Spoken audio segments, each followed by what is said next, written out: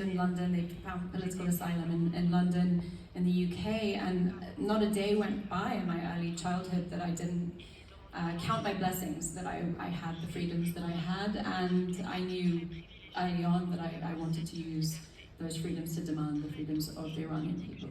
Absolutely. And what are some of your earliest memories of activism? And what did your parents tell you about their activism? I mean, the stories were ones of, there's a term in Iran that references the brave Iranian women called shuzan. It essentially means lioness. And my mother was always that to me.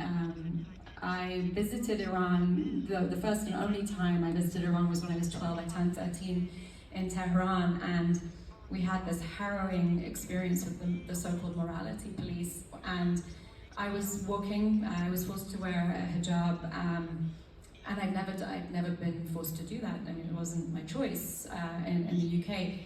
And so I was veiled at the age of 12, walking alongside my 40-something-year-old uncle. My mother was a few steps behind us, and this harrowing, this just menacing plainclothes militia came up to us and demanded that I produce a marriage certificate. And the implication being that I was married to my uncle. And my mother stepped forward. She was so fearless. I mean, the demonstration of courage in that moment, knowing full well what could happen to a woman who spoke to the morality police and stood up to the morality police like that. And I remember him basically responding in a very menacing way and saying, "Lady, your time is over. Those times have passed where you have the right to answer me in this way." And I remember feeling so scared. I wanted to say to my mother, no, don't talk to him like that, because you're going to end up in jail or worse. But that's the demonstration of courage that exists for women. That kind of courage is contagious. And I think that's what you're seeing in Iran today. Absolutely. So you have partnered with Amnesty International since 2008, and since 2020 have served as an Amnesty ambassador to Amnesty UK, with a particular focus on young women and prisoners of conscience in Iran. Can you tell me about that experience overall? What has it meant for you, and how has it changed your life as well? I think, growing up in the UK, Amnesty was very much a part of my social consciousness, with the Secret Policeman's Ball. And artists were really a prominent part of the activism of human rights. I think as an artist, artists just rely so heavily on the freedom of expression in our work that when we see it taken away from people, it feels like a natural urge to want to defend that free expression. So that's why I think you see musicians like Bono and Sting and actors gravitate towards an organization like Amnesty International and want to lend their voices and their platforms.